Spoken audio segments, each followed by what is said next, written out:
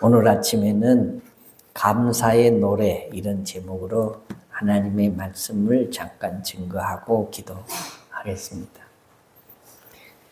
탈무드에 보면 참된 지자는 모든 교우에게 배우는 사람이요, 참된 강자는 자신을 이기는 사람이요, 참된 부자는 가진 것에 감사할 줄 아는 사람이다 라고 했습니다.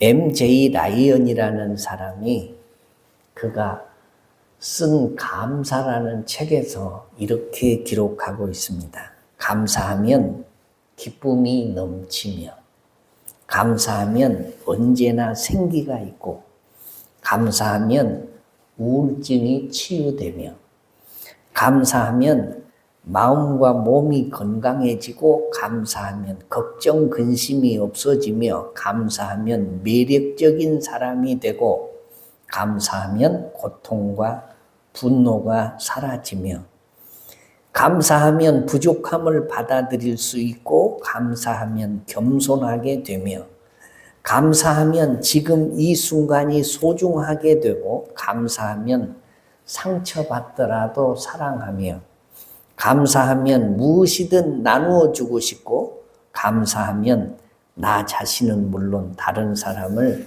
행복하게 하는 것이며, 감사하면 평범한 일상에서도 하나님의 은혜를 깨닫게 된다라고 썼습니다. 이 내용대로 한다면 인생의 모든 문제는 이 감사 속에 들어있다고 할 것입니다. 하나님의 은혜를 깨닫는 사람도 감사의 사람만 할 수 있는 특별한 은혜입니다. 구원받은 하나님의 자녀된 축복이 얼마나 감사합니까? 믿는 사람이나 불신자나 세상을 살다 보면 염려는 이래도 생기고 저래도 생기는 것입니다. 그래서 찬송가 중에 시험 걱정 모든 괴로움 없는 사람 누군가라고 가사가 되어 있는 것과 마찬가지로 아무도 없는 사람이 없습니다. 그러나 우리 믿는 사람과 안 믿는 사람의 차이는 염려와 걱정과 근심을 우리는 맡길 곳이 있지만 불신자는 맡길 곳이 없습니다. 또 맡길 곳이 있다고 하지만 바로 맡기는 것이 아닐 때가 있습니다. 문제는 정말로 하나님이 살아계시지 않는다면 우리 믿는 자들도 염려해야 될 것이고, 수단과 방법을 가리지 않고 악착같이 세상을 살아야 할 것입니다.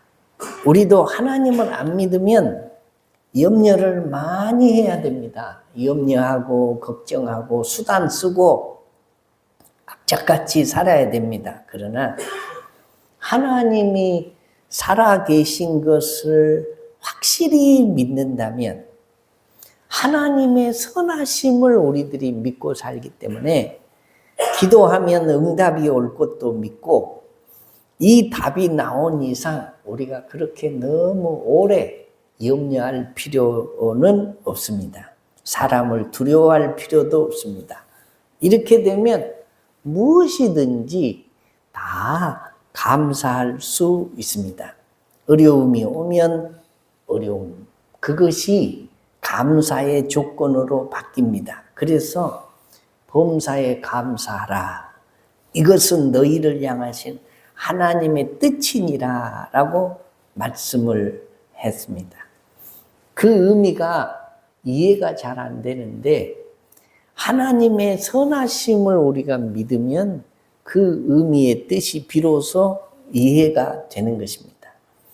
감사는 신자만 해야 되는 것입니까? 아닙니다. 불신자도 해야 됩니다. 그런데 불신자들은 감사해야 할 대상을 모르고 이유를 잘 모릅니다. 우리는 23년 추수감사주의를 앞두고 있습니다. 옛날에 우리나라 이 경제 구조는 80%가 농업이었습니다. 근데 지금은 우리나라의 총 생산의 농업이 차지하는 비율은 2.5%에 불과합니다. 나머지는 다 다른 데서 수입이 된다라는 거죠. 삼성전자라는 회사 하나가 우리나라의 총 생산의 13%를 담당하고 있다라는 통계를 보았습니다. 농업이 80%를 차지할 때는 우리가 먹을 거 소중하게 생각하던 시절이었기 때문에 우리 추수감사절이 우리에게는 대단한 의미가 있었습니다. 시골 교회에서 추수감사주의를 지킬 때는 시골에서는 11조가 거의 안 나오니까 가을에 곡식 추수를 한꺼번에 해서 이게 다 거둬들인 다음에 그냥 마당에서 곡식을 작석을 해가지고 10가마 중에 하나는 11조 겸 추수감사 헌금이라고 해가지고 20가마 나오면 2가마, 30가마가 나오면 3가마 다 떼가지고 리아카에다 실든지 져서 그냥 교회 창고에다 저장해 놓고 그리고 추수감사주의를 지켰습니다. 불신자들도 우리가 누구 덕에 사냐? 그럼 다 하나님 덕으로 살지. 하나님이 햇빛과 우로와 좋은 이런 일기를 주셔서 풍년이 들어서 사는 거 아니요. 그렇게 얘기를 했습니다. 근데 지금은 우리 교인 가운데 누가 농사 지어서 생업으로 한 사람은 한 명도 없습니다. 그렇죠. 누구 있는지 잘 모르겠는데 없습니다. 그러면 농사를 지어도 부모님이 농사 짓는 걸 또 받아가지고 나눠 먹고 이런 식이죠. 그게 생업이거나 생계가 아니다라는 겁니다. 그저 돈만 있으면 도시 아파트 숲속에 살지만 농산물 내가 원하는 거 살 수 있는 시대를 삽니다. 그래서 추수한 것 때문에 점점 감사한다라는 생각이 없어져 가는 때에 우리가 추수감사주의를 지금 맞을 것입니다. 감사가 점점 사라지는 것 같은 시대에 삽니다. 더더구나 우리가 살고 있는 이 지구촌이 전쟁이나 천재지변 또 사람들의 마음의 강팍함 때문에 이게 죽음이 흔해졌습니다. 죽는 것을 너무 많이 보면서 산다는 거죠. 코로나로 700만 명이 죽었습니다. 이거 어마어마한 숫자입니다. 우리나라에서는 코로나로 3만 5천 명이 죽었다고 통계가 나와 있습니다. 러시아와 우크라이나 전쟁으로 6만 명이 죽었을 거다 추측을 합니다. 또 하마스와 이스라엘이 지금 전쟁하고 있는데 벌써 10,000명 이상이 죽었다. 다치거나 부상을 당하거나 재산을 잃거나 집을 파괴되어서 또 난민이 된 사람들은 수백만 명, 말이 수백만 명이지 우리 광주 시민이 140만이라는데 250만이 전쟁터에 있습니다. 지금. 그 사람들이 휩쓸려 다니는데 이거 인산인해죠. 이거 산지옥 같은 세상을 사는 사람들이 많다라는 거죠.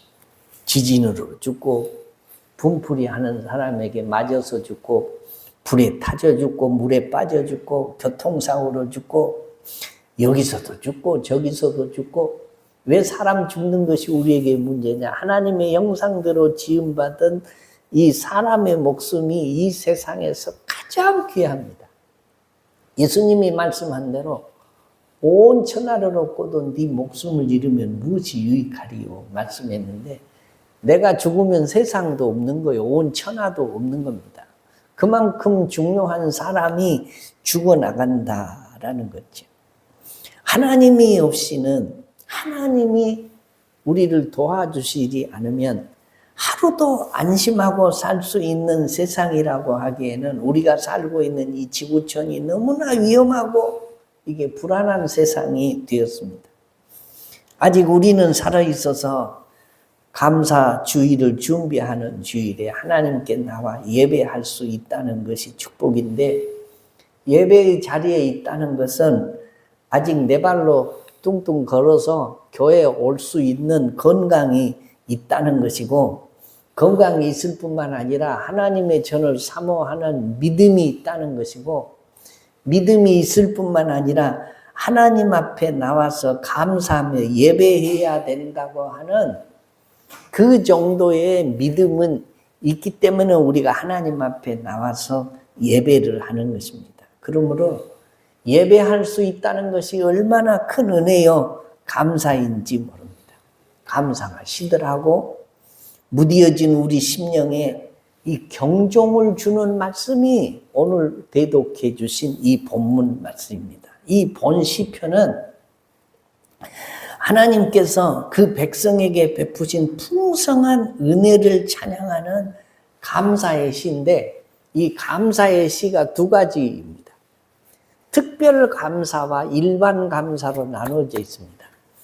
하나님이 하나님의 뜻을 우리 인생에게 계시해 주시는데, 계시라는 것은 겉으로 가려놨던 것을 열어서 보여주는 것을 계시라고 합니다. 근데 하나님의 감추어진 뜻이 우리들에게 알리시는 방법이 두 가지인데, 첫째는 일반 계시가 있고 두 번째로는 특별 계시가 있습니다. 신학적인 얘기를 해서 죄송한데, 일반 계시라고 하는 것은 하나님이 지어놓으신 천지 만물과 인생의 삶 가운데서 나타나는 모든 것 가운데 하나님의 간섭하시는 것을 읽으라는 거죠. 하나님이 살아계신 것을 이해하라는 겁니다. 이게 일반 계시입니다. 특별 계시는 성경이 특별 계시입니다. 성경에 태초에 하나님이 천지를 창조하시니라부터 인생이 세상에 오게 된 것과 구원의 역사와 세상 끝이 어떻게 이루어질 것이라고 하는 하나님의 계획과 섭리를 총괄해서 보여준 게 성경입니다. 이걸 가리켜서 특별 계시라고 합니다. 그래서 일반 계시와 특별 계시로 하나님의 뜻을 우리가 알 수 있는데, 오늘 성경 말씀에도 감사가 두 가지가 있다. 하나는 일반 감사가 있고 하나는 특별 감사가 있습니다. 먼저 특별 감사, 이 특별 은혜가 뭐냐? 오늘 성경으로 돌아가면 이렇습니다. 첫째가 기도 응답에 대한 감사입니다. 오늘 2절입니다. 기도를 들으시는 주여 모든 육체가 주께 나오리다 라고 했습니다. 이 성경을 다윗이 썼는데, 다윗이 하나님 앞에 기도를 들어주시는 분이라는 사실을 의심 없이 믿었습니다. 우리 믿는 사람에게 여러 가지 확신해야 할 시리즈가 있는데, 그 중에 하나가 기도 응답의 확신입니다. 내가 기도하면 하나님이 들으시고 하나님이 원하시는 때에 하나님이 원하시는 방법으로 하나님이 원하시는 장소에서 응답해 주실 것이라고 믿는 것입니다. 믿으시면 아멘. 다윗이 그것 때문에 하나님 앞에 감사했다라는 것입니다. 하나님 앞에 내가 기도하는데 하나님이 나를 거절하시고 들어주지 않으시고 외면하실 것이라고, 이런 믿음을 가진 사람은 하나님 앞에 나올 수가 없는 것입니다. 하나님이 내가 기도하면 응답해 주시는데, 내가 기도한 대로 응답해 주시는 것이 아니라 하나님이 원하시는 방법으로, 우리에게 가장 유익한 방법으로 내 기도를 응답해 주시니 감사하지 않을 수가 없는 것입니다. 불신자는 어려움을 만나면 무당을 찾아가거나 또 선영에게나 누군지는 모르지만 신령님에게 정한수를 떠놓고 백일 기도도 하고 여러 가지 이 고목나무 앞에 가서 빌기도 하고 하는 것입니다. 여러분, 고목나무가 왜 속이 텅텅 비었는지 아십니까? 사람들이 그 앞에 뭐 재물을 갖다가 쌓아두고 고목나무에게 비나이다 비나이다 뭐 내 소원이 이렇습니다 들어주십시오라고 기도를 해야 되는데 고목나무가 한 발자국도 움직일 수 없는데 얼마나 애가 타겠습니까? 그래서 결국 속이 다 타고 썩어서 고목나무들은 속이 비었다 그러는 것입니다. 우리가 하나님 앞에 기도를 하면 하나님이 반드시 응답해 주실 분이시니 감사해야 된다. 동의하시면 아멘. 이것이 다윗의 믿음이었다. 두 번째입니다. 사제의 은혜에 대한 감사였습니다. 오늘 3절 말씀에 죄악이 나를 이기어 싸우니 우리의 죄가를 주께서 사시리다 라고 다윗이 고백을 합니다.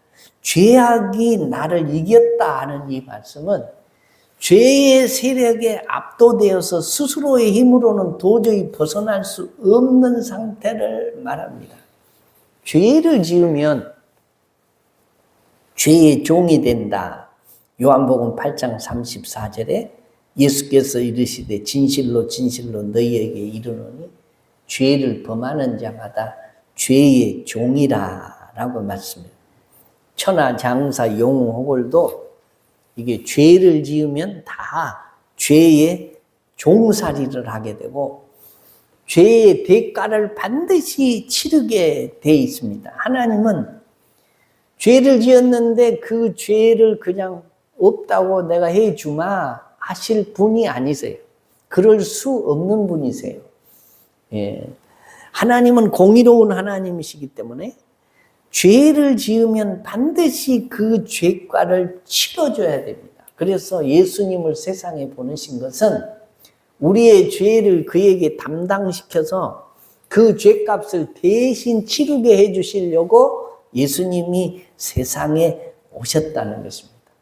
우리 믿는 사람이 기도 응답의 확신이 있어야 되고 두 번째가 뭐죠?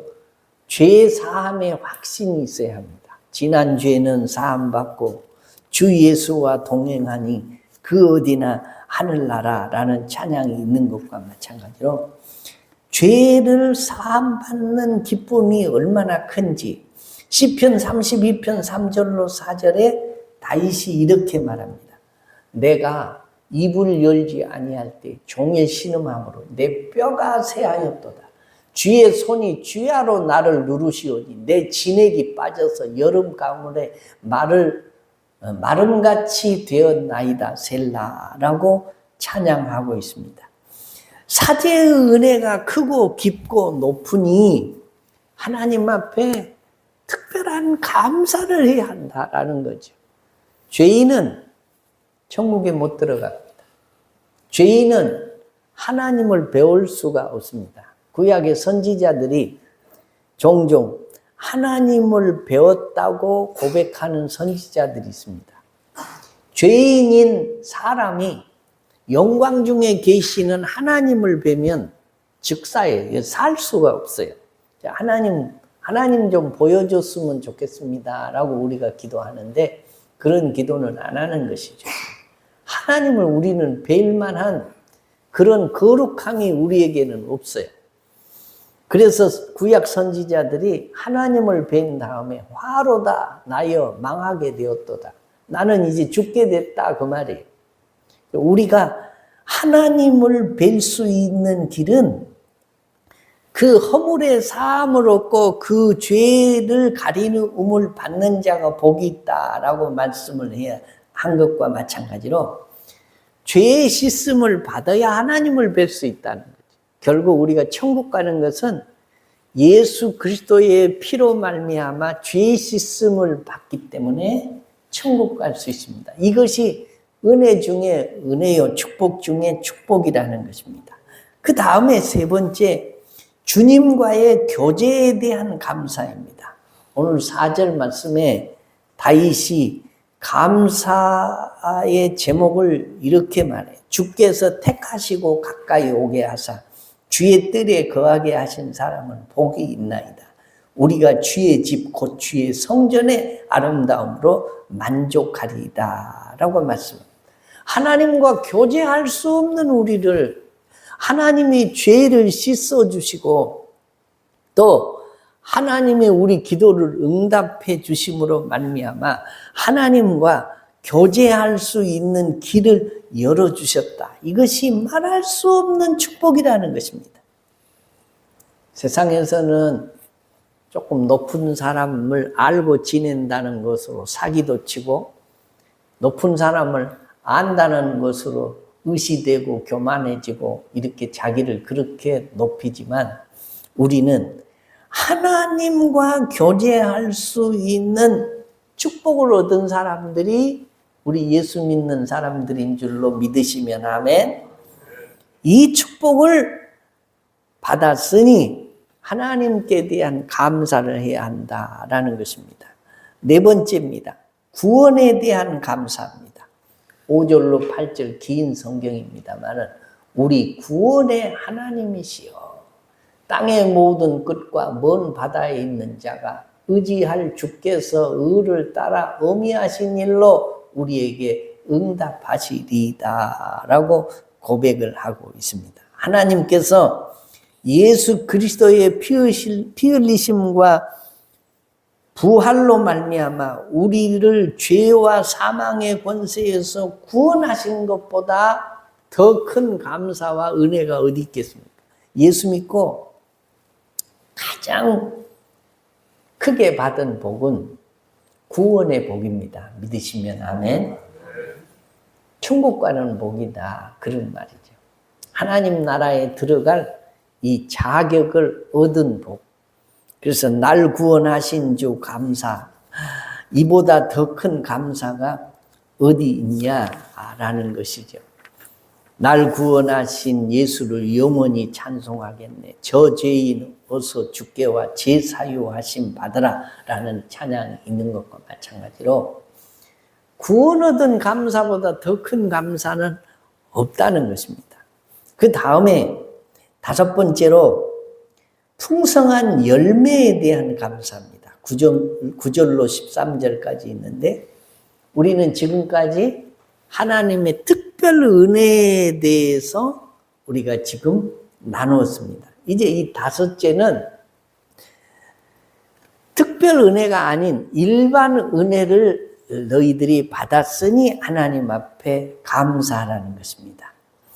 특별 은혜는 오직 예수 그리스도를 통해서 오는 은혜가 특별한 은혜고 일반 은혜는 불신자에게나 신자에게나 하나님이 똑같이 주시는 은혜, 주께서 밭고랑에 물을 넉넉히 대사 그 일항을 평평하게 하시며 또 단비로 부드럽게 하시고 그 싹에 복 주시나이다.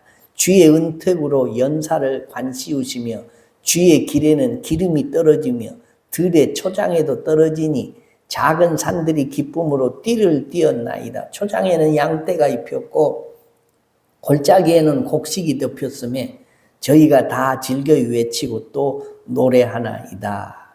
이건 다윗의 고백입니다. 하나님이 믿는 자나 믿지 않는 자나 똑같은 햇빛과 우로를 주셔서 열매를 맺게 하셔서 같이 먹게 하시는 일반 은총인데 그 일반 은총 중에도 하나님이 풍년을 주셨으니 풍성한 열매를 주셨으니 감사해야 된다라는 거죠. 여러분 세상에 사는 동안 절대로 감사를 못하는 사람들이 있습니다. 절대로 감사를 안 하는 사람이 있습니다. 어떤 사람이 안 하는 줄 아십니까? 정신병자는 절대로 그 입에 감사합니다. 또 감사 그 마음이 전혀 없습니다. 그래서 정신병자를 진단하는 그 항목 중에 전혀 감사를 안 하던 사람이 감사하기 시작하면 아, 이 사람이 치유되고 있구나 라는 것을 판단하는 거라. 정신병자는 입만 열면 원망입니다. 아버지도 원망하고 어머니도 원망하고 같이 사는 사람 원망하고 만나는 사람 원망하고 이놈의 뒤집어져야 할 세상, 내가 이 세상 때문에 내가 이렇게 됐다고 다 모든 원인을 자신에게서 찾는 것이 아니라 다른 사람에게서 찾습니다. 그래서 항상 입술에 감사가 없고 불평만 있습니다. 이것이 정신병자들의 특징입니다. 영적 정신병자에 가까운 사람도 있어요. 우리가 예수를 믿으면서도 항상 입술에 불평만 있고 감사가 없으면 이거 영적 정신병자 비슷한 사람. 불평은 누구의 소관이냐? 마귀의 소관입니다. 죄도 마귀의 소관입니다. 성령은 감사의 영이고 하나님은 하나님의 뜻이 범사에 감사하면서 살라고 말씀하시는 것입니다. 그것이 하나님의 영광을 위해서가 아니라 너희들이 복을 받고 너희들이 행복하게 사는 지름길이 그 감사 속에 있으니 감사라는 거죠. 특별 은혜에 대한 감사도 하지만 일반 은혜에 대한 감사도 하라라는 겁니다. 하나님의 백성은 감사를 깨달을 수 있는 축복의 문이 항상 열려야 합니다. 오늘 여러분에게 감사의 입술과 감사의 찬양과 감사할 수 있는 표정이 없다면 우리가 천하 없는 은사를 360가지를 다 받았다고 하더라도 그 사람은 옳은 신자가 아니에요. 감사가 안 나오는 사람은 금식, 철야기도, 새벽기도를 아무리 해도 그 사람에게서는 옳은 표시가 나오지 않습니다. 정말 하나님의 은혜를 받은 사람은 제일 먼저 나오는 것이 감사입니다. 그래서 성경은 무조건 감사하라는 거예요. 범사에 감사라. 이는 그리스도 예수 안에서 너희를 향하신 뭐예요? 하나님의 뜻이니라. 하나님의 뜻과 하나님의 계획과 하나님의 섭리가 범사에 모든 하나님을 믿는 사람들이 감사하는 거다라는 것입니다. 그래서 감사는 성도들의 기본적인 삶의 태도입니다. 감사가 없는 생활은 불행한 신앙생활. 감사는 성도들의 삶의 자세고 성령 받은 사람들의 모습이기 때문에 감사를 쉼없이 해야 됩니다. 예수를 믿으면서도 기쁨을 잊어버리고 감사를 잊어버리고 불행하다고 생각하고 원망과 불평 속에 사는 사람이 있다면 믿음이 없는 삶을 사는 사람이고 어리석고 불행한 삶을 살 수밖에 없는 삶을 살고 있다는 증거입니다. 추수감사절을 가장 성경적으로 지켰던 사람들을 꼽으라면 청교도들입니다.